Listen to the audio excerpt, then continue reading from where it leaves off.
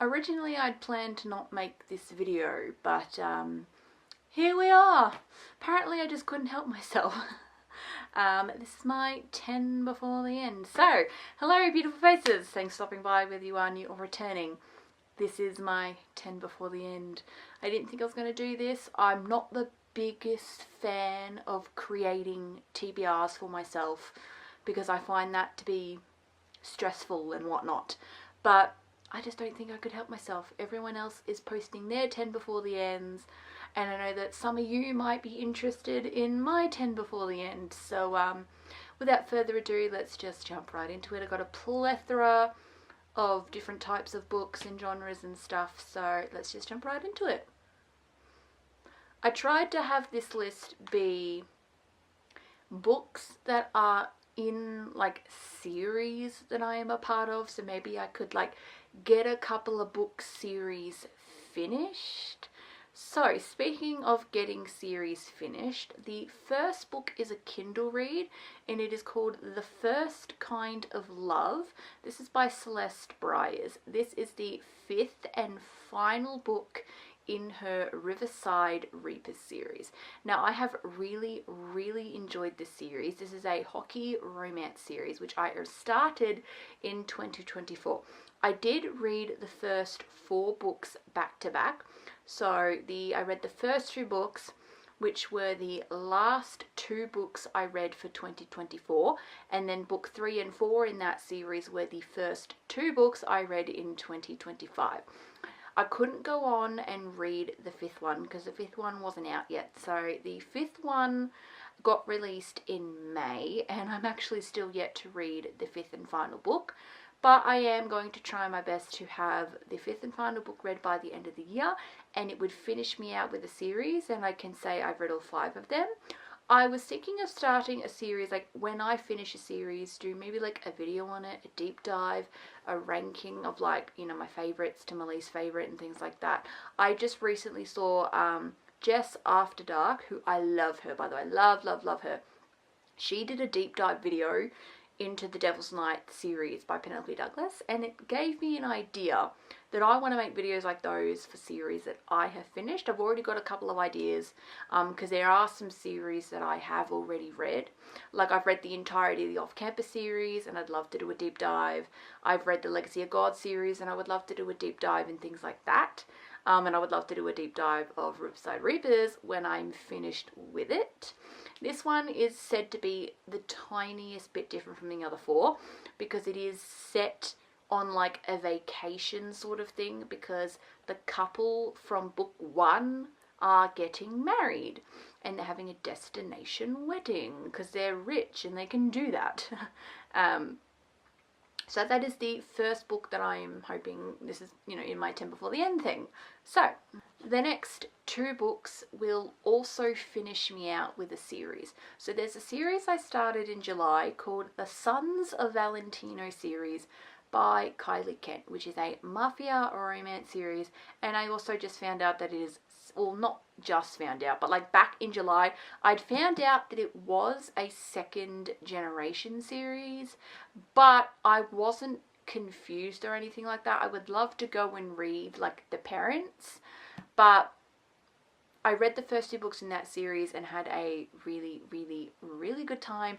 And don't worry, you're not going to be confused. I definitely think that you can read Sons of Valentino and not read the parents, like if you don't have interest. So the parent books are, I think it's the Valentino Empire, which I personally want to read, but if you had interest in Sons of Valentino only, I think that you would be fine, because I didn't even realize it was 2nd generation until I was scrolling on Amazon looking for some more mafia romances to add to my TBR, and Sons of Valentino popped up, and that's how I discovered. So rightio, my camera just died. I wasn't 100% sure what I was talking about. I think I was talking about Sons of Valentino versus the Valentino Empire series.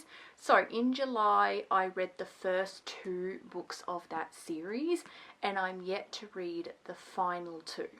So I hope to have the final 2 read by the end of the year. This is book 3 and this is book 4. So, Sons of Valentino is this guy called Theo, and he has 4 sons. A Theo, yes I know, they're all Theos, a Matteo, a Romeo, and a Luca. So I've read Theo and Matteo's story. These are Romeo and Luca's story. Romeo and Luca are twins, and they're about 8 years younger than Theo, who is the oldest. So these are like the twin stories, which I'm very, very excited to get into. I thoroughly enjoyed the first 2 books in this series. This is another series I would love to do one of those deep dive videos for, because I truly believe that this is actually great dark romance for beginners. Obviously I can't say much about these 2. I doubt these 2 are going to be that much darker though. So with the first 2, it's like, obviously it's dark romance, but it's not that bad. Like, it is very, very light on the dark scale. I would love to do a like complete dark romance guide, and then maybe also like, you know, dark romance for beginner recommendations. This is definitely something that I would put in that video. And it's also something a little bit different, because when you talk about dark romance for beginner recommendations, there are certainly series that everybody loves to say, and not that I won't say those either, but this is good for something different, because I don't think everybody is recommending these.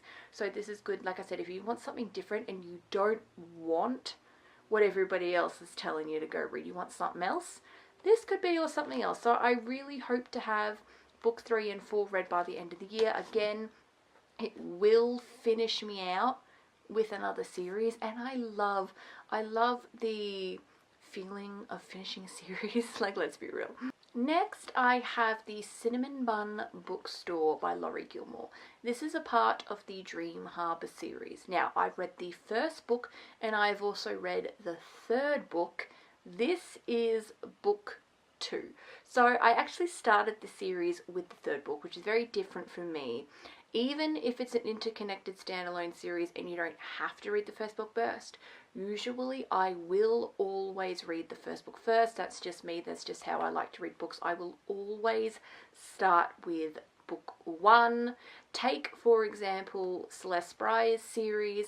I wouldn't recommend starting with book 5, because the couple from book 1 are getting married in book 5, and you know what I mean? It's personally, it's my thing. Some people are cool with that, and that's cool, but I am not cool with that.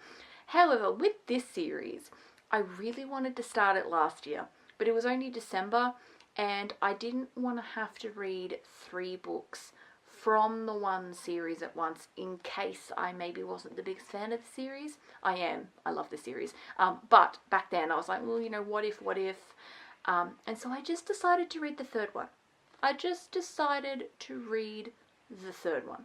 And I really wanted to read the 3rd one specifically because it was Christmas themed, and I wanted to read a Christmas book in December, so I went with it. And then this year in June, I read The Pumpkin Spice Cafe, which is the 1st book in the series, and so now I want to read the 2nd. I know that book 4 and 5 are already available, and she's working on both a little novella and book 6.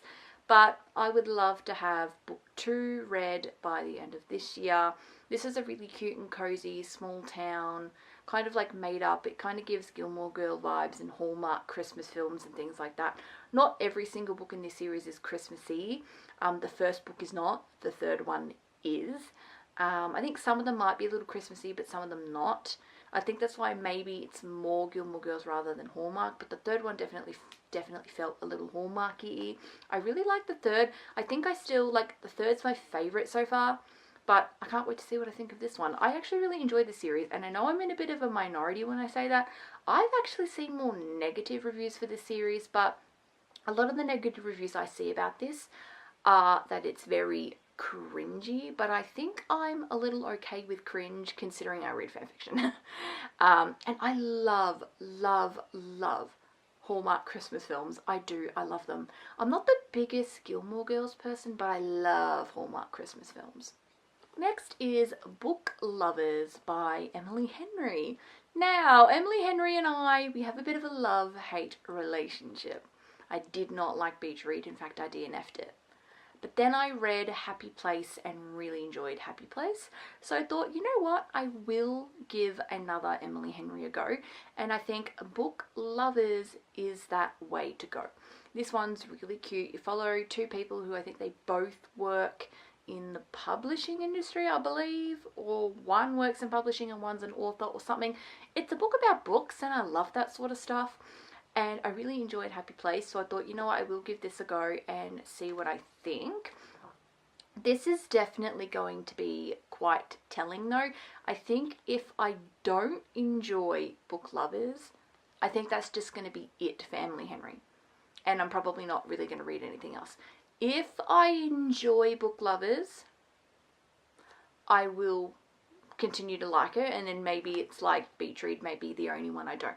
So this is a very, like, if I love Book Lovers, I will read some of her others. If I don't love Book Lovers, I think this might be where my Emily Henry journey ends, but we will read Book Lovers and then I will make my decision. Next, we've got The Silent Patient by Alex Michaelides. Now, in 2024, this was the thriller that no one could stop talking about. This thriller blew up last year, and for some reason last year I did not read it. But I'm not the biggest thriller person. If you want to talk straight thrillers, they're not even romantic thrillers, just thrillers, I've read one the entire year. I have read one the entire year, and I have read a romantic thriller as well. And then I've also got the Bound by Shadow, Shadowed by Light, which is like a dark romantic thriller thing. But if you want to talk basic thriller, no romance subplot, is just a thriller, I have read one. I read all the way back in January, which was Bunny by Myrna Award, and I really enjoyed that actually. But now I think it's finally time that I read The Silent Patient. I have actually been wanting to read this for a while. Everyone is obsessed with it and loves it. Even people who aren't the biggest thriller readers, they'll read this and then they love it. And as somebody that only reads one or two thrillers every now and then, especially if I just want something a little bit different, because I'm mainly a girl that reads romance, but if for some reason I want something else, that's when I'll go, alright, maybe I pick up like a thriller or something. And yep, so The Silent Patient, I would like to have this read by the end of the year. Everyone's talking about it and I kind of want to join in. Next, we've got Twisted Lace by A.M. McCoy. So earlier this year I read Twisted Ink, which is the first book in this duology, and this is the second one, so this one will again finish me out with another series. Now, I did only give the first book a 3.5 stars. I thought it was very spice forward and not enough plot to keep me going. However, I will read this. I will still read this. 3.5 stars, I don't consider that a bad rating. I consider that a decent rating. Decent enough to continue, especially considering this is just a duo. So I read this and then I am finished. And this one intrigues me because this one's a bit different. This will also be my first book that has a little bit of an FF element to it. So the first book was 1 girl and 3 guys. This second book is 2 girls, 2 guys. So it's not completely like FF only, but there are FF elements, and I have never read anything that is FF before. Personally, I'm not really that drawn towards FF. I don't know, it's just personally, I'm not somebody that has the biggest interest in reading it. But who knows, I may love this book and decide that I need to read every FF book in existence. Who knows? But it's not what I'm drawn towards. I don't know, okay? Everyone's allowed to have things that they enjoy reading and things that they are not drawn towards. But this I thought would be a good maybe entrance point if I were to do something with FF, because it's not completely FF. There are still 2 guys in this.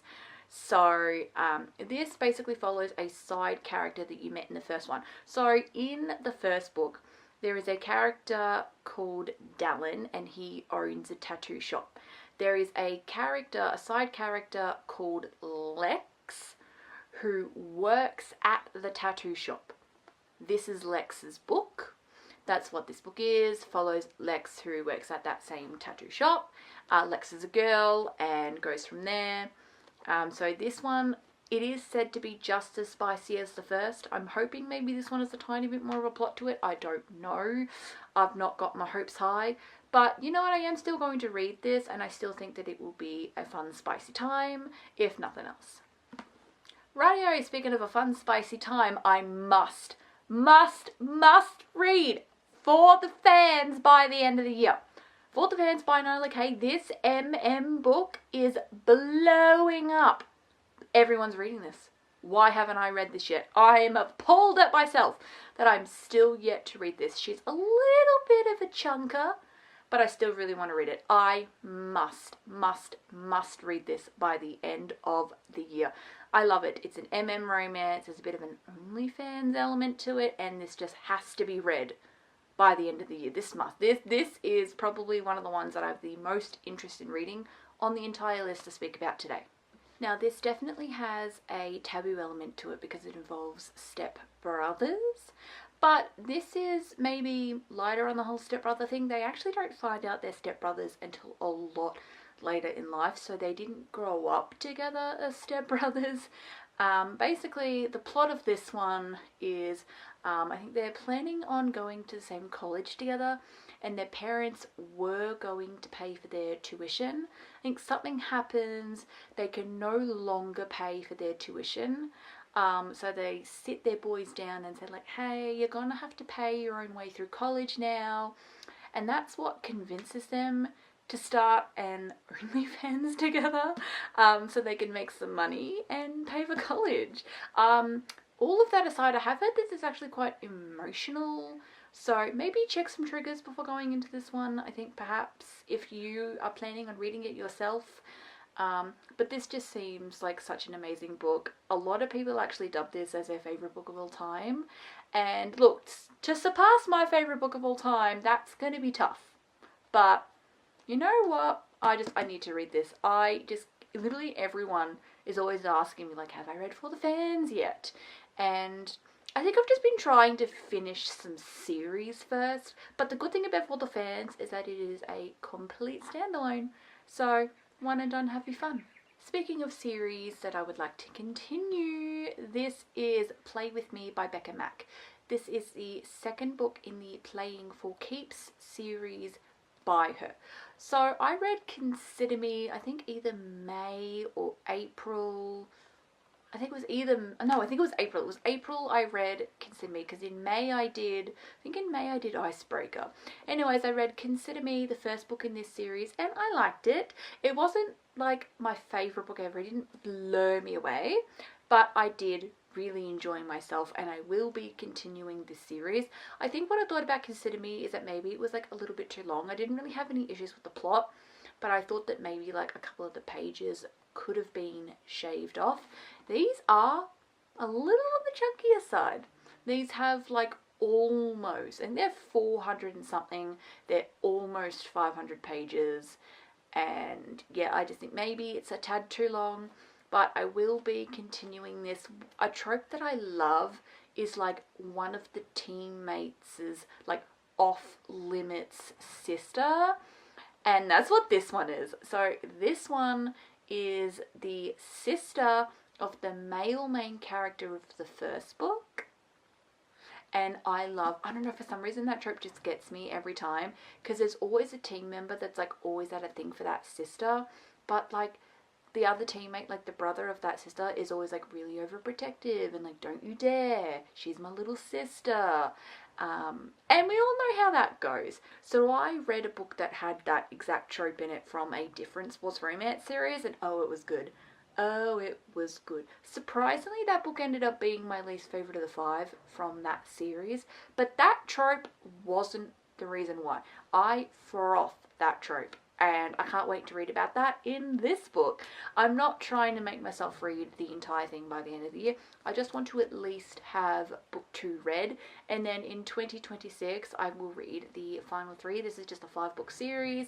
And I mean, I'm sorry, the cover is stunning. The cover is everything. And I really want to read this. I love sports romances. And they're one of my favorite things to read. So I really want to read this one. Now lastly, I had to put a Christmas book on there. I couldn't not add a Christmas book to this list. So I've decided to go with Window Shopping by Tessa Bailey. Tessa Bailey is an author that I have decided to give a second chance to for a couple of reasons. So I DNF'd Fangirl Down by her. I unfortunately didn't like Fangirl Down, and so we stopped reading that, and I just maybe decided that Tessa Bailey wasn't for me. But then I was like, you know what, maybe I will give her a second chance. This book actually seems really interesting. It is also a lot thinner. I think this is only maybe 200 and something pages. So I think a little more on the novella side. I don't know if it's an official novella or a proper full novel or not. But I just thought, you know what? I will give her a second chance. I'm not above giving authors a second chance. If I dislike window shopping, I think this is where my Tessa Bailey journey will end. But if I like window shopping, maybe I might pick up a Tessa Bailey book again in the future, perhaps. Because sometimes, you know, maybe it's like first book, worst book. You know, perhaps I like every single Tessa Bailey book ever except for Fangirl Down. Like, you know, like you just never know. But if I dislike window shopping, I think that's going to be it. But if I love window shopping, then maybe I'll give some more a go. I just thought, you know what, it's cute, it's short, it'll be a fast-paced read. And yep, so I've decided that I will try this one, Window Shopping. The back is, I think, maybe there's a forbidden love element to it. I think she falls in love, I think it might be with one of the people that she works with, but she can't have him because it's her boss, I think. I think it might be like, you know, forbidden love, boss employee, I think. But this just seemed like a really interesting read, and so I'm going to read it and see what I think. Like I said, I wanted to have a Christmassy book on here. I'm not going to be reading this one until December, but I will read this in December, and yep, I want to read this one. Rightio, that is it. That is my 10 before the end. Like I said, I never thought that I was going to do this video, but we're doing this video. And I really enjoyed myself, and hopefully you did too. If you did, consider leaving a thumbs up and subscribe below if you love books just as much as I do. And yeah, thanks. I will see you all next time. Bye bye.